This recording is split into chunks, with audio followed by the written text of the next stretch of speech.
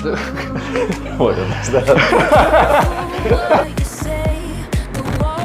And they don't want to have those tough conversations, right? So it's like you and your wife who made a marriage, right? You and her established what the marriage is supposed to look like. Yeah. And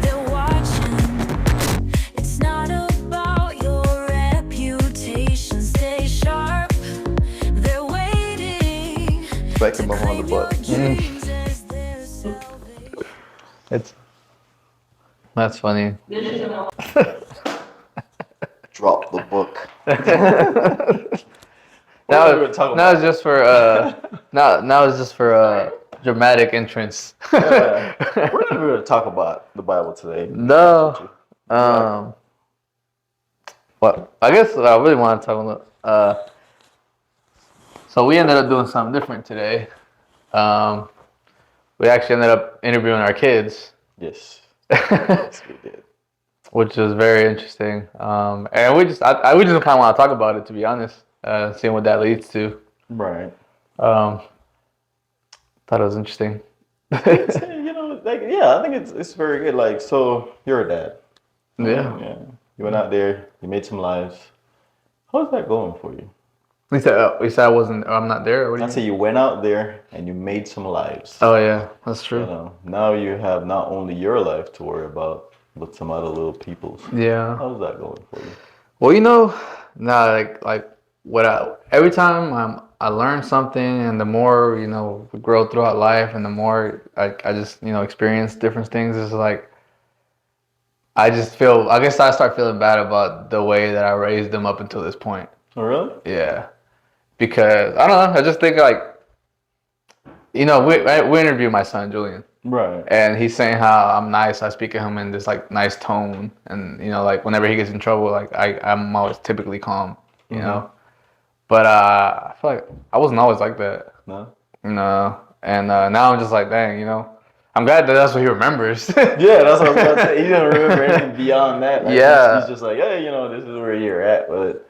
So that's good. Yeah, but at one point, I feel like I used to be like a real short fused, just temper was not. Yeah, and that's the thing about kids; they tend to forget real easily. Like they they quickly reset. I guess so. Yeah. At least exactly. It's not gonna be that way because you develop that personality or whatever. Mm-hmm. But what did you think? Before you became a dad, before you actually come to this realization, before you became a dad, what did you thought parenting was? Yeah, that's a good question. Did you think about it? Well, I've always thought, maybe if I wasn't sure or not, but I always thought I wanted to have kids, when I was young, But growing up in different cultures, and like I said, you're Jamaican, you grew up differently. I'm Mexican, I grew up differently, and just I feel like an older generation of being raised is already different anyway. Right. So I'm I don't think I had these conversations that, I don't know about you, but the conversations that we have with our kids now, that I have with my kids now, I feel like my parents never really had those with me. Yeah, no. You get what I'm saying? Yeah. Those real talk to you like you're a real person, not like you're just a child, I'm going off of based on myself, and I look at myself growing up throughout the years and the things that I felt like that you would have maybe wanted, right? And things that I understood that they felt like I wasn't ready for, like my parents or whatever. Exactly. And so I'm like, you know what? We are a lot smarter than they thought we were. We see a lot more than they realize. Yeah, right? Exactly. So I'm like, I know my kids are in that place. I know they're seeing all of this. I know that they're knowing all of this. So you're aware of that. Yeah. So I'm going to sit them down and talk to them. Yeah. You know what I'm saying? Talk to them about life. And so that's what I try to do with my kids. I try to sit them down and have conversation. Yeah, because like you said, when you were around that age, you probably had those feelings too, where it's I wish my mom would maybe sit down with me and ask me these questions, because. Yeah. But like you said, just the way we were raised differently. A lot of times you feel like you have to keep all that stuff in. You're like, True. I'm like, I don't want to. There was a study out there. They were talking about if my wife was here, I'd ask her what it was. But it was an article, and they were talking about back then. It's I can't remember, but it was something about the dysfunctional family. So you're basically you have to hold it all in. to pretend like everything is okay when it's not. And that was like what the millennial generation or the baby boomers or whatever. I think it was. I think it was about. Which was the baby boomers? Because I think is it before the millennials, right? Right. Baby boomers? Because you say you're still considered a millennial, right? Yeah. I am too. I'm from 94. Yeah. You're from, well, I don't know if you want to put that out there. I'm from 91. 91. Yeah, we'll go with that. Let's do a poll on it. How old do you think I am? Like, how old do I look? Does he look weathered? Like, aged? No, but yeah, no, yeah, you're right. You know, like, you were saying about the statistics of the baby boomers. So we're talking about like basically, I want to get that, like the actual. Yeah. Maybe we can find it and post it up on the video. Right. Like, we'll put it down here somewhere. But I've seen that, you know, in growing up, like I've seen like, especially like my wife's family and my family, and like different cultures coming together, like the uniting of the family. Yeah. That there's that difference, you know what I mean? Yeah, for sure. And you know, like their cultural or their background or their way of dealing with things was very different from my way and my 100%. Yeah. So then you have to learn to bridge that gap. Mm-hmm. And I feel like communication is one of those things that I hold dear. I feel like there's a lot of problems that can be solved with communication. 100%. A lot, if not all. You know, like a lot of time people don't want to talk about stuff. Man. Yeah, you've made me aware of that the times that I've been talking to you, hanging out with you. But it's true though, and it's because like we said in the previous episodes, like a lot of people don't want to have those tough conversations. You know, they just rather pretend that everything's okay. Like it's just I'm not gonna think about it and just pretend like everything is good. Me and my family are happy. I'm a great person and nothing. I have no issues. You know, but I mean everybody goes through stuff. You know, I feel like we just not always talk about it. And it's good. You should be able to, you know, if you want to have a friendship or a relationship with another individual, you should definitely feel comfortable enough to talk to them if something's bothering you, you know, right. Or even something that's on your mind. I don't know. Like I said, a lot of time they'll, you know, two people will exchange conversation and that, you know, we've talked about that. Everybody through different experiences, they take things differently one way or the other. And maybe, like I said, but it's sometimes not the intention of the other person to offend them or make them feel bad or, you know, upset them or judge them or whatever is the emotion is that they're feeling when they're talking to somebody, you know?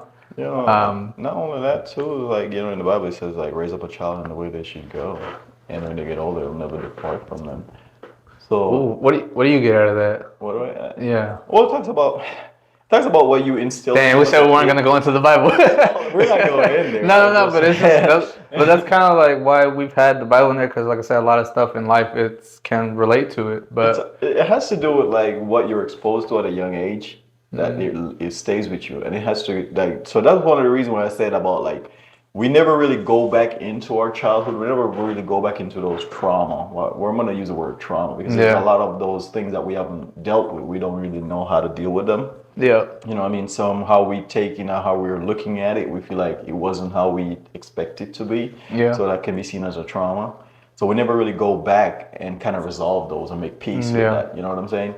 And that's where it's like if you whatever that child is being thinking from those age coming up, it'll linger. It'll linger to adulthood. Oh yeah, I believe it. I believe I still have some of those childhood stuff that still bothers me, and those are probably the toughest conversations that I want to have, but it's just, I don't know, haven't gotten to that point yet. I've dealt with most of mine, you know. I've been a very, I'm the type of guy, like, I pay attention a lot to my psyche. Yeah. You know, my state of mind. And I remember when I kind of realized that I actually had traumas when I was recounting my childhood. You know, me and my sibling was having a conversation. Yeah. And we were talking about, like, you know, there's a 6-year difference between us. And I was always thinking that I was closer to his age than I was. So everything that he was doing, I was doing too. You know what I'm saying? Yeah, you didn't really know that the gap was as big as it was. Yeah, so when we started, when he made a comment, it's like, oh, you know, I had to do this at 10 years old. And I was like, wait a minute. I remember we went together. Yeah, how old was I? I was 4. You know, I was like, oh my gosh. You're living like a 10-year-old. Yeah. So and oftentimes when things would happen in my past, like they would try to tell me, oh, you should know better. This or that. It's like, dude, I'm a kid. Yeah, I'm 4, dude. You I'm know, 5 or like yeah. whatever. When my brother immigrated to the States, right? Yeah. He left when I was like 12 or 11. Oh, dang. So Okay. all of these, like, if I go to my childhood and all the experience I had with my brother, it was within that period of time. Yeah. So he was like 18 when he left, and Yeah, it was like 18. you were 12. And Dan, did you feel like, because you always kind of felt like you were right there with him? Did you feel like you were like, dang, like I'm about to go too, or like Did I you was, kind of was looking into leaving too, or like? yeah, I was supposed to go. We were all supposed to leave together. Oh, But really? that was a Okay. funny story, man. So basically, I was never born till I was probably like 15, 16 years old. What do you mean? Yeah, I know, What do you mean? right? Well, when I was born, right, in Jamaica, they give you, like, they fill out this little carbon copy thing, right? So one you keep, the parent keep, and the other one is sent up to, like, Kingston Like to register your birth, yeah, like right? keeping records of all that. For some reason, that one never got sent up. The one that goes to Kingston for the records, like the Yeah. So one they that had, holds everything, your yeah. information. So when I That's was born, insane. I had that pink slip, right? Like my mom had that Dang, pink slip, and bro. that's what I went to school and everything that I did. Dang. But when they were filing, when my dad came back to file for us, and he requested my birth certificate, there was no information on me. Damn, man, you were temporary. Yeah, I wasn't existing. That's crazy. That's interesting So I way had to to look go at back it. through and establishing my birth. Like I had to go back through, Yeah, a yeah. hospital that I was born at. I had to go back to like pastors who knew me, justice of the peace, the schools that I went to that point, That's interesting. everything. I had to go back for them to verify that I am a resident. Like I'm not some immigrant that Yeah. stowaway on the island Yeah, or it just kind something. of snuck in there. Yeah. So then after that whole process, I could have named myself. I could have chosen a name for myself. So Dang. yeah, I could have done all of that stuff. That's insane. But yeah, that's when I was established to be born. That's interesting. So that was why he was here and I wasn't, and I came like 6 years later. Dang. So that's okay. That's crazy. I didn't know that about you. So Yeah, that's a lot of crazy stuff. childhood traumas, huh? Yeah, but for me, I'm gonna be honest. Like, I never really saw a lot of my stuff as like bad. My experience. I didn't I really mean, that's a good way to look at it. It's hard. I try not. Well, now maybe I look at it differently, but for most of my life, yeah, I thought my childhood trauma or my past experience, all of that, some of them were bad, But like you said, I mean, maybe just learning opportunities, experiences, I mean. I'll clarify that a little bit. Mm-hmm. I didn't see it as bad. I just saw it as normal. I was like, that's how it's supposed to be. I didn't understood there was a different way. That's just how it is. Yeah, like, that's just what it's just like it's normal. That's just life, So I didn't really take it bad. I didn't really take it good. I just take it as life, and I'm gonna say I enjoyed it. I enjoyed my childhood. I had a great. It wasn't by any means a great childhood, but I think to me, it was great. I had fun. Do you feel like we choose to remember the good stuff? I think it's not that you choose. It's based on your way how you interpret the information. So like me and you sitting right here now, we're having two different experiences. Yeah, for sure. Because I am going to interpret what this means to me, or that I think it's fun, or I'm enjoying this, or not. True, and you have to decide that for yourself. Same thing, yeah. So that's what people don't understand about the psyche, and that you control your reality, because however you think it is, that's what it is. Yeah. It doesn't matter what I think, because you're in your head, you're having a different experience. So we're living in two separate universes right now. Yeah, no, I get what you're saying. And that's what I was trying to show you when I talk about in Genesis, when you talk about naming stuff, is that things are what they are, but you lay your psyche over that. You lay your interpretation over that. Well, I guess that's kind of like what it was saying. Like, for example, like we keep going back to the Bible, and even Genesis, how, God, he could have named the animals. He could have named the trees, everything, right? But he gave that to Adam. He'd be like, hey, you name it. And then I guess he was trying to tell us that there's power. Like there's, like the way, if you say something, it's strong to where like that's what it shall be. Just likewise, if we say, oh man, I'm gonna have a good life, or I'm depressed, I have anxiety, then you're gonna have those things if you believe it, But if you say, hey, I'm good, like I'm gonna learn from this, I'm gonna move forward, I'm gonna go with it with like, I guess, positive stuff like that. Maybe that's the way it'll go, In the Bible, everybody should see themselves as an Adam. All of these different characters that are mentioned in the Bible is different stages in your life that you will experience. I believe that, yeah. See, like everybody think that they're having a whole separate experience from everybody else, but we're all having the same experience. It's you're having it in your own way, but we all have to go through these milestones in life. Yeah. You know what I'm saying? So like at every stage, everybody is born. You know what I'm saying? Everybody become aware of their consciousness, right? Yeah. So that's the genesis. The consciousness where Adam is naming everything and stuff like that. That's him asking himself, like, what is this? What is this? Does it understand things the way I do? You know, does it have my level of intelligence? Yeah. There's like nothing else in this world is as intelligent as I am. So I am the the supreme intelligence as far as like the physical stuff go. That makes sense. So he sees himself as dominating, as giving himself dominion over it because he is the higher intelligence. Then you recognize the one above him. Does that make sense? Yeah. Because there's another intelligence that brought everything to be. So it's like I'm subservient to that intelligence. Does that make sense? Yeah. So if you look at your reality now and then, you realize you have the power to define it. It gives you more control over it. So we're all that atom. Yeah. That's what people don't realize about the Bible. They try to see the Bible as something out there, but the Bible is trying to help you to understand your reality, how to interpret it, and how to take control of it. That makes sense. I feel like a lot of stuff gets overlooked. You know, like they're just like, oh, yeah, it's just they don't mean much. It's just that, you know. But so, like you said, by this now, they're probably thinking like, oh, so what are you trying to say? There's no real Adam? Chances are there might have been a real Adam.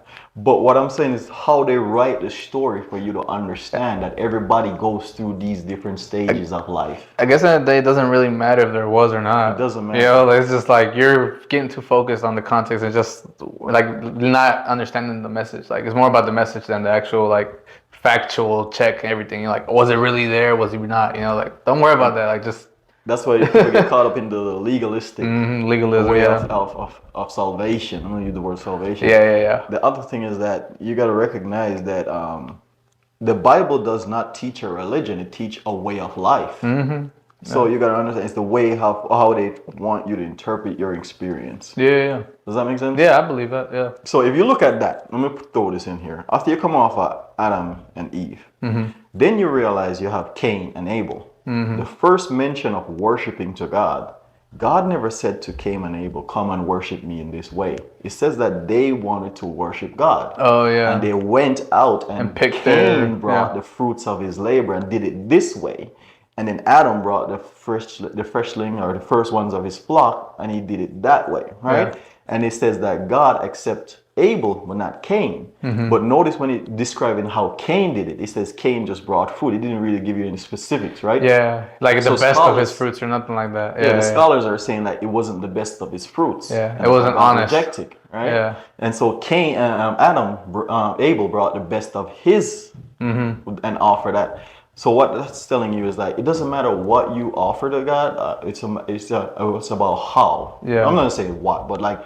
It's about giving your best. It's about, I guess, like the intention behind it. If you're just like, or like if it's honest, I guess. Yes and no. But it's also about what you're giving and make sure it is your best. God will bless that and multiply that. But if you're half-assing life, that's what I'm saying. You know what I'm saying? Then you think that, oh, why am I not being blessed? It's because you're not giving it your all. It's like in the interview. That's why I told my daughter. I was like, hey, you know, I want you to do your best. That's all I can ask of you. I don't care. You know, don't feel like you have to succeed or you're going to make me disappointed. As long as I know that you're giving it your all, that's all we can do in life. Does that make sense? Yeah. So it's like, that's what that scene is illustrating.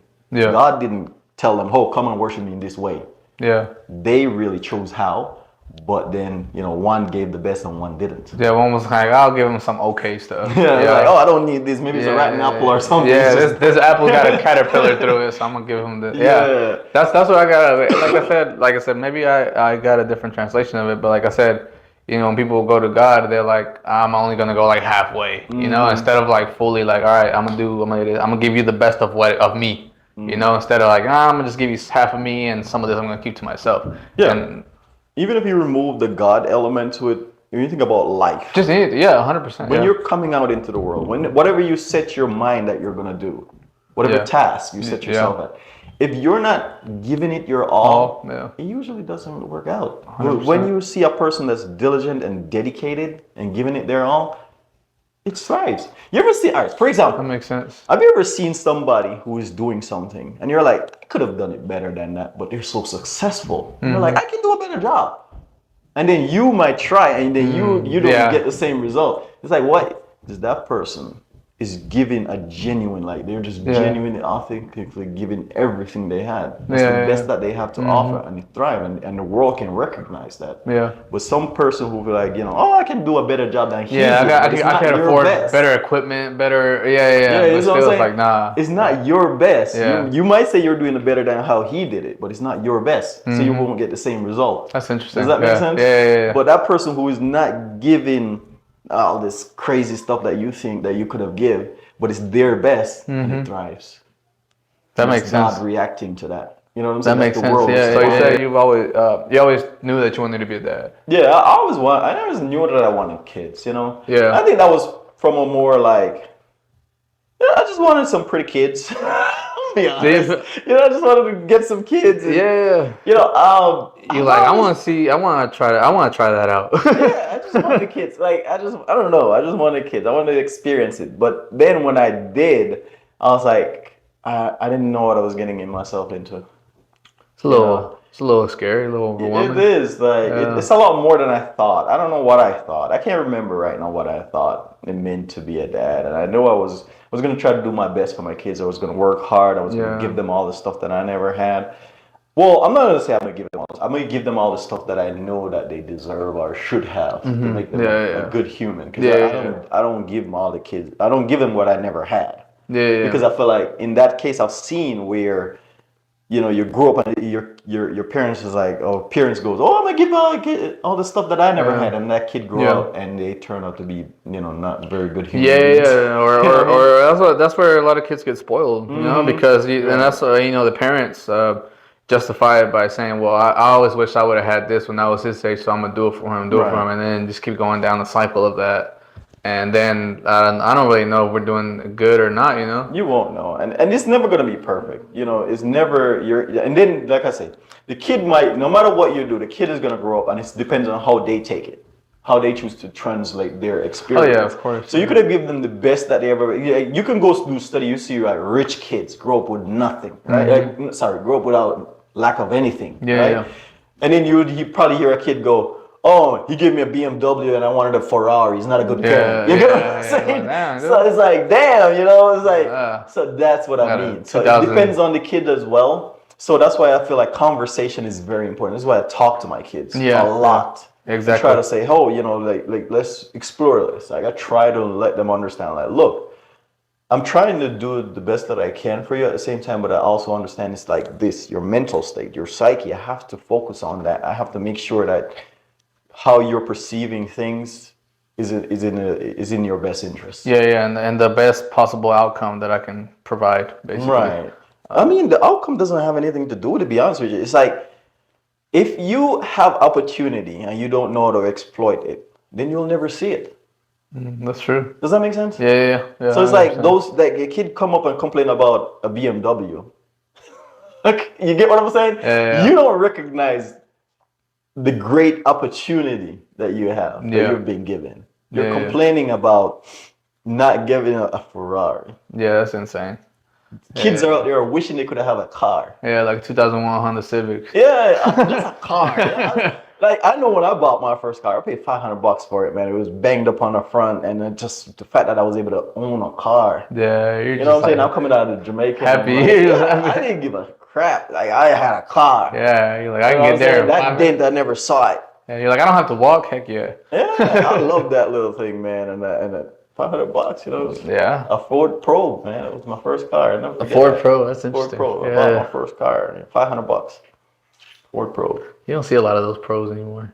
But yeah, I barely saw anyone. I got that one. It was like 1989. Yeah. But it ran. Oh, yeah. You can't talk to me, man. I have a car. I got a car. You walking? All right. I got a car. But yeah, I know. That's what I mean. Like, yeah, dude. I mean, and I feel like a lot of times, like I said, we're talking about like the kids growing up a certain way, and I was guilty of it for a while. I'm trying to kind of get away from that, but like a lot of times we're so caught up in doing other stuff that we don't really pay attention to our kids. Rather like here, go play. Here's a tablet, or here, go buy this, go buy that, so that you can have the time to do whatever it is that you're doing.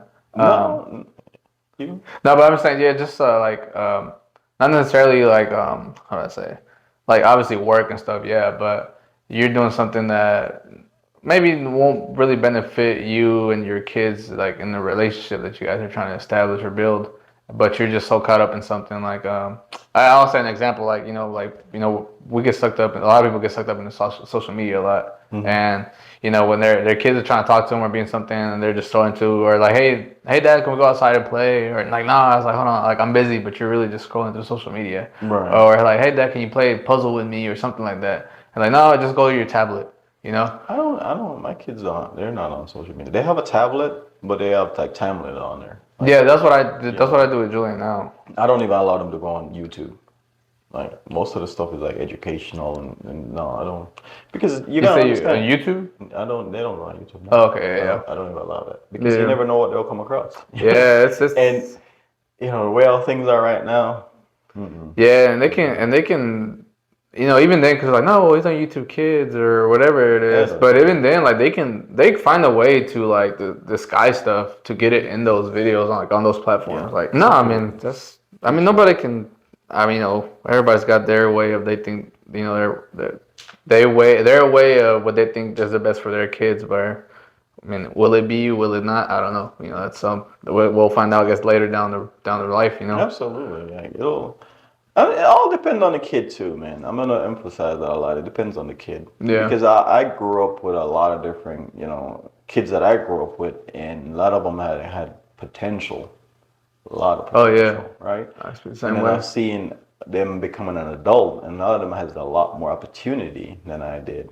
And I see them as an adult, and I'm like, wow, they didn't live up to that potential. Yeah. They didn't live up to that I potential. believe it because I had the same thing where, like even through high school, like I saw like all the popular kids in school, right? The football players and all that, and like they were good, like academically and physically, like in sports and all that. And I see maybe some of them, the one that I went to school with now, and me personally, I thought we were gonna be like, man, this guy's got it figured out. Like he's gonna go pro, he's gonna go to college, he's gonna do this, and I mean, like, not to shame on nobody, but like, say they're just regular workers, working at wherever, anywhere. And I'm just like, dang, like, and I at that point, I feel like they had the potential to become something great, Maybe they just got influenced by the wrong people, along their way, and maybe they were not strong enough to, or like I said, courageous enough to stand on their beliefs, Right. And yeah, man. Be careful what you say, the walls can hear. If they listen closely, they'll take everything you hold dear. Stay sharp.